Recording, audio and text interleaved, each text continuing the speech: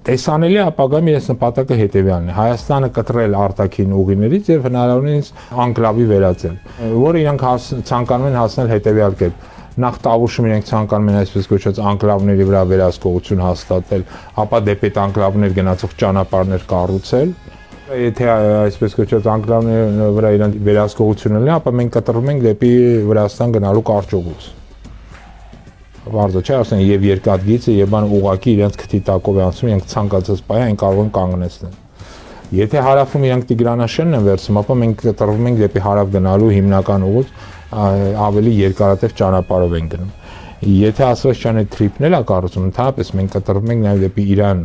մուտքից եւ Հայաստանը վերածվում է ամբողջական մի փոքր անկլավի, իսկ եթե նաեւ շարունակաբար իրենք սկսեն պահանջել նաեւ Ամասիայի վերադարձը եւ այլն, ապա Հայաստանը վերածվում է մի փոքր անկլավի, որի նկատմամբ իրենք կամաց առանց պատերազմի, առանց մեկ կրակոցի գալու են վերահսկողություն հաստատել։ Սա է իրենց ծրագիրը հստակ կերպով։ Եվ այս ծրագիրն է, որ այսօրվա քաղաքական ռեժիմը իրականացնում է։